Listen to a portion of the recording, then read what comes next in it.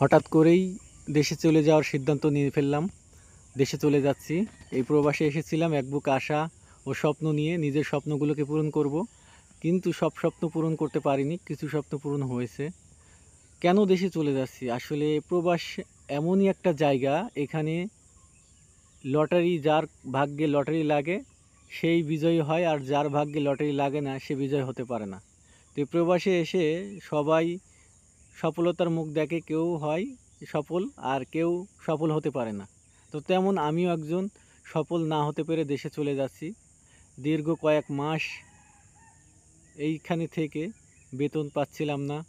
তো যার কারণে হঠাৎ করে এই সিদ্ধান্তটা নিয়ে ফেলি যে নিজে দেশে চলে যাব। নিজের দেশে যেয়ে নিজের যে জমি জায়গাগুলো আছে সেগুলো দেখাশোনা করব এবং নিজের পরিশ্রমে নিজের স্বপ্নগুলোকে আবার নতুন করে সাজাবো দেশে থেকেই।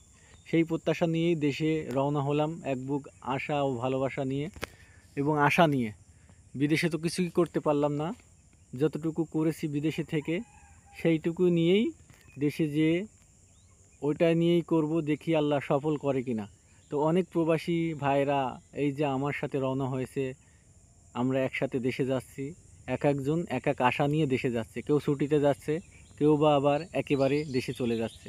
তো এখানে সবার মনে একটা আনন্দ উচ্ছ্বাস কাজ করে যে আমি দেশে যাচ্ছি, অনেক দিন পর আমার পরিবারের সাথে দেখা হবে।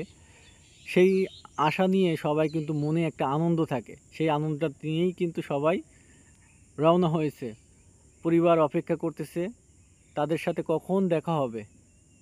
সবার মনেই একটা আনন্দ থাকে, কিন্তু আমার মনে আনন্দ আছে, আবার নিজের মনে একটা কষ্টও আছে যে আসলে এই প্রবাসে আসলাম, যে আমার একটা আশা ছিল, যে টার্গেটটা ছিল, সেই টার্গেটটা যদি পূরণ হতো আলহামদুলিল্লাহ আমিও কিন্তু খুশি মনে বাড়ি যেতে পারতাম। কিন্তু সেই মনে খুশি, সেই আনন্দটা নেই। তো আমি ইতিমধ্যেই বাংলাদেশ এয়ারপোর্টে চলে আসছি। আমার জন্য সকলে দোয়া করবেন যাতে দেশে থেকেই কিছু করতে পারি, নিজের স্বপ্নগুলোকে পূরণ করতে পারি।